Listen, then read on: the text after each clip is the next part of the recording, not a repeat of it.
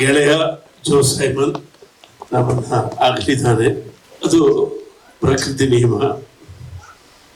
ಆತ ನನ್ನ ಸಿನಿಮಾದ ಬಹುಮುಖ್ಯ ಗೆಳೆಯರಲ್ಲಿ ಒಬ್ಬ. 80 ವರ್ಷಗಳ ಪರಿಪೂರ್ಣವಾದ ಜೀವನವನ್ನು ಸಾಗಿಸಿದ್ದಾನೆ. ಒಳ್ಳೆಯ ಅಣ್ಣನಾಗಿ, ಒಳ್ಳೆಯ ತಮ್ಮನಾಗಿ, ಒಳ್ಳೆಯ ಗಂಡನಾಗಿ, ಒಳ್ಳೆಯ ತಂದೆಯಾಗಿ ಎಲ್ಲ ಜವಾಬ್ದಾರಿಗಳನ್ನು ಬಹಳ ಶ್ರದ್ಧೆಯಿಂದ ಗಂಭೀರವಾಗಿ ಮುಗಿಸಿದ ಒಂದು ಚೇತನ ಅದು. ನನ್ನನ್ನು ಪ್ರೀತಿಯಿಂದ ರಾಜು ಅಂತ ಕರೆಯುವ ಮೂವರು, ಒಬ್ಬರು ದೊಡ್ಡಣ್ಣ, ಇನ್ನೊಬ್ಬರು ರವಿಚಂದ್ರನ್, ಇನ್ನೊಬ್ಬರು BN ಗಂಗಾಧರ್. ಇವರೆಲ್ಲರಿಗಿಂತಲೂ ಮೊದಲು ನನ್ನನ್ನು ರಾಜು ಅಂತ ಕರೀತಿದ್ದ ಒಬ್ಬ ಗೆಳೆಯ ಜೋ ಸೈಮನ್ ಇವತ್ತು ನಮ್ಮನ್ನು ಅಗಲಿದ್ದಾರೆ.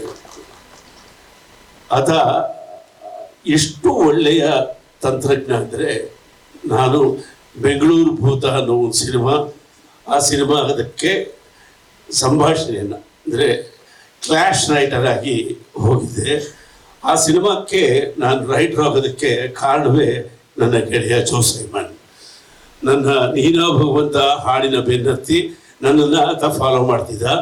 ನನ್ನನ್ನು ಮಂಡ್ಯಕ್ಕೆ ಕರೆಸ್ಕೊಂಡು ಒಂದು ಸಿನಿಮಾ ಮಾಡಬೇಕು ಅಂತ ಸ್ಕ್ರಿಪ್ಟ್ ಬರೆಸಿ ಗೆಳೆಯರಾಗಿದ್ವಿ.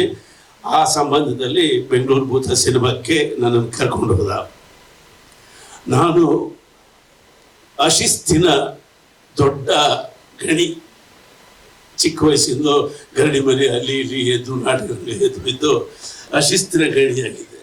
ನನಗೆ ಆಗಲೇ ಗೊತ್ತಾಗಿದ್ದು ಸಿನಿಮಾ ರಂಗದಲ್ಲಿ ಒಂದು ಡಿಸಿಪ್ಲಿನ್ ಇರಬೇಕು, ಒಂದು ವಿಧೇಯತೆ ಇರಬೇಕು. ಅದನ್ನು ಕಲಿಸಿದ ಮೊದಲನೇ ಗೆಳೆಯ ಜೋ ಸೈಮನ್. ಆತ ಎಷ್ಟು ಶ್ರದ್ಧೆಯಿಂದ ತನ್ನ ಕೆಲಸವನ್ನು ನಿಭಾಯಿಸ್ತಾ ಇದ್ದ ಅಂದರೆ, 2 ಚಿಕ್ಕ ಚಿಕ್ಕ ಬ್ರೀಫ್ ಕೇಸ್ ಇರೋದು. ಒಂದು ತನ್ನ ಸ್ಕ್ರಿಪ್ಟು ಇತ್ಯಾದಿ ಎಲ್ಲ ಡೀಟೇಲ್ಸ್ಗೆ ಬೇಕಾದಂಥ ಒಂದು ಸೂಟ್ ಕೇಸು, ಇನ್ನೊಂದು ಫಸ್ಟ್ ಏಡ್ ಬಾಕ್ಸ್ ಒಳಗೊಂಡಂಥ ತಲೆನೋವು, BP, ಶುಗರ್ಗೆ ಬೇಕಾದಂಥ ಎಲ್ಲ ಮಾತ್ರೆಗಳನ್ನು ಇನ್ನೊಂದರಲ್ಲಿ ಕ್ರೋಢೀಕರಿಸ್ಕೊಂಡ್ರು. ಅಂದರೆ ಒಬ್ಬ ಅಸೋಸಿಯೇಟ್ ಡೈರೆಕ್ಟರ್ಗೆ ಎಷ್ಟು ಜವಾಬ್ದಾರಿ ಇರೋದು ಅಂದರೆ, ಸಾಮಾನ್ಯ ಸೆಟ್ಗಳಲ್ಲಿ ಐದರ್ ಡೈರೆಕ್ಟರ್ ಸೆಕ್ಷನ್ಗೆ ಅಥವಾ ಕಲಾವಿದರ ಸೆಕ್ಷನ್ಗೆ ಟೆನ್ಷನ್ಗಳು ಇದೆಲ್ಲ ಬರೋದು ಸಾಮಾನ್ಯ ಅಂತ ಹೇಳ್ತಿದ್ದ. ಯಾವುದೇ ಒಬ್ಬ ಆರ್ಟಿಸ್ಟು ಸೆಟ್ಟಲ್ಲಿ ಮಗುವಿನ ಥರ ಇರಬೇಕು ಅಂತ ಹೇಳ್ತಿದ್ದ, ಅವ್ರನ್ನ ಮಕ್ಕಳ ಥರ ನೋಡ್ಕೊಳ್ಬೇಕು ಅಂತಿದ್ದ. ಅವ್ರಿಗೆ ಟೆನ್ಷನ್ ಆದಾಗ ತಲೆನೋವು ಅದು ಇದು ಬರುತ್ತೆ. ಅದಕ್ಕೋಸ್ಕರ ಕಾರ್ ತಗೊಂಡು ಆ ಮಾತ್ರೆ ಹುಡ್ಕೋಬೋದು. ಅವ್ರಿಗೆ ಬೇಕಾದಾಗ ತಕ್ಷಣ ಒದಗಿಸುವಂಥ ಒಂದು ವ್ಯವಸ್ಥೆಯನ್ನು ಆತ ಇಟ್ಕೊಂಡಿದ್ದ. ನೀವು ನಂಬಲ್ಲ, ನನಗೆ ಸೆಲ್ಫ್ ಶೇವ್ ಮಾಡ್ಕೊಳ್ಳೋ ಕೂಡ ಬರ್ತಿರ್ಲಿಲ್ಲ, ಅಷ್ಟು ಅನಾಗರಿಕನಾಗಿದ್ದೆ.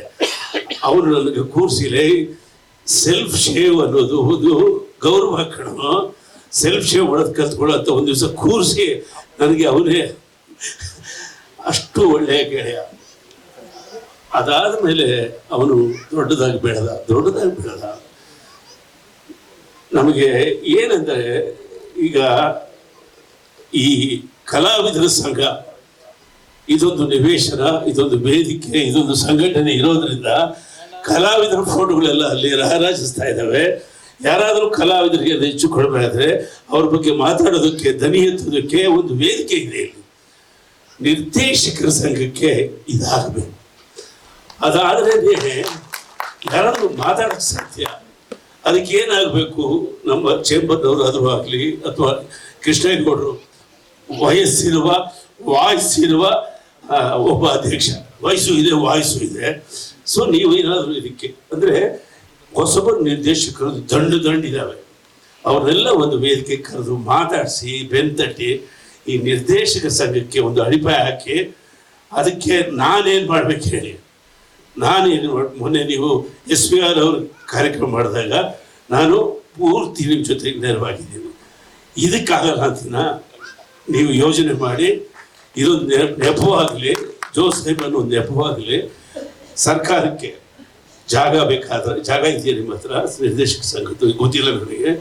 ಅಕಸ್ಮಾತ್ ಇಲ್ಲ ಅಂದರೆ ನಿನ್ನೆ ಮುಖ್ಯಮಂತ್ರಿಗಳು ನಾನು ಭೇಟಿ ಮಾಡಿ ಹೇಳಿದೆ, ಸರ್ ಎಷ್ಟೋ ಗ್ಯಾರಂಟಿಗಳು ಕೊಟ್ಟಿದ್ದೀರಿ, ಸಬ್ಸಿಡಿ ಗ್ಯಾರಂಟಿ ಕೂಡ ಕೊಡಿ ಅಂತ ನಿನ್ನೆ ಮುಖ್ಯಮಂತ್ರಿಗಳಿಗೆ ಹೇಳಿದೆ.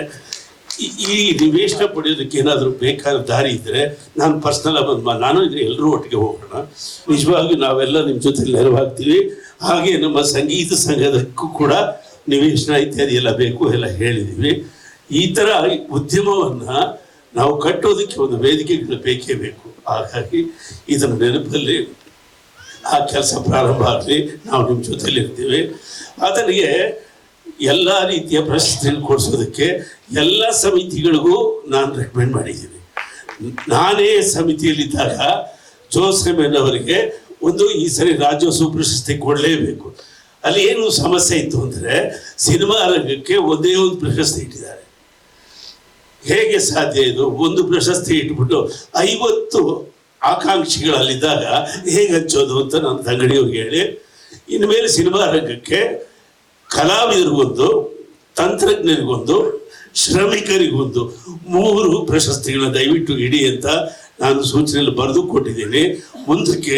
ಮುಂದಿನ ರಾಜ್ಯೋತ್ಸವ ಪ್ರಶಸ್ತಿ ಸಮಯಕ್ಕೆ 3 ಪ್ರಶಸ್ತಿಗಳು ಸಿನಿಮಾ ರಂಗಕ್ಕೆ ಮೀಸಲಿಡೋದಕ್ಕೆ ನಾನು ಕಡ್ಡಾಯವಾಗಿ ಒತ್ತಾಯ ತರ್ತೀನಿ, ಮಾಡಿಸ್ಕೊಡ್ತೀನಿ ಅಂತ ಹೇಳ್ತಾ, ಜೋಸೆಮನ್ ಅವರ ಕನಸುಗಳು ಏನಾದರೂ ಉಳಿದಿದ್ದರೆ ಅವ್ರ ಶ್ರೀಮತಿಯವ್ರಿಗೆ ಹೇಳಿದೆ. ನಾನು ಅವ್ರಿಗೆ ತುಂಬಾನೇ ಗೆಳೆಯನಾಗಿದ್ದೆ. ಆಗಿದ್ದರಿಂದ ಅವ್ರ ಕನಸುಗಳು ನನಸು ಮಾಡೋದಕ್ಕೆ ಏನಾದರೂ ಅವ್ರ ಆಶೆಗಳಿದ್ರೆ ನಾವು ನಿಮ್ಮ ಜೊತೆಲಿ ಇದನ್ನು ಹೇಳ್ತಾ, ಸಿನಿಮಾ ರಂಗ ಅಂದರೆ ಸಮೂಹ ಒಗ್ಗಟ್ಟು, ಸಿನಿಮಾ ಅಂದರೆ ಸಮೂಹ ಒಗ್ಗಟ್ಟು. ವೇದಿಕೆಗಳಿಲ್ಲದೆ ದನಿ ಎತ್ತಲಿಕ್ಕೆ ಸಾಧ್ಯವೇ ಇಲ್ಲ. ಆದ್ದರಿಂದ ನಾವು ಒಗ್ಗಟ್ಟಾಗೋಣ. ಹಳೆ ಕಾಲದಲ್ಲಿ, ನಮ್ಮ ಕಾಲದಲ್ಲಿ ನಿರ್ದೇಶಕರ ಸಂಖ್ಯೆ ಕಡಿಮೆ ಇರೋದು, ಇವತ್ತು 100ಕ್ಕೂ ಹೆಚ್ಚು ನಿರ್ದೇಶಕರಿದ್ದಾರೆ. ಅದರಿಂದ ಇವನ್ನೆಲ್ಲ ನೀವು ತೆಕ್ಕೆಗೆ ತಗೊಳ್ಬೇಕು, ಆ ಕಕ್ಷೆಯಲ್ಲಿ ಅವ್ರನ್ನ ಕೆಲಸ ಮಾಡಬೇಕು. ಜೋಸೆಮನ್ಗೆ ಚಿರಶಾಂತಿ ಸಿಗಲಿ, ಅದರ ಸಂಪೂರ್ಣವಾದ ಜೀವನ ಈಸ್ ಹ್ಯಾಪಿ. ಒಂದಷ್ಟು ಪ್ರಶಸ್ತಿಗಳು ಸಿಗಲಿಲ್ಲ ಅನ್ನೋದೊಂದು ಬಿಟ್ಟರೆ ಬೇಕಿದೆಲ್ಲವೂ ಚೆನ್ನಾಗಿದೆ. Thank you very much. ಒಳ್ಳೆ ಕೆಲಸ ಮಾಡಿದ್ದೀವಿ.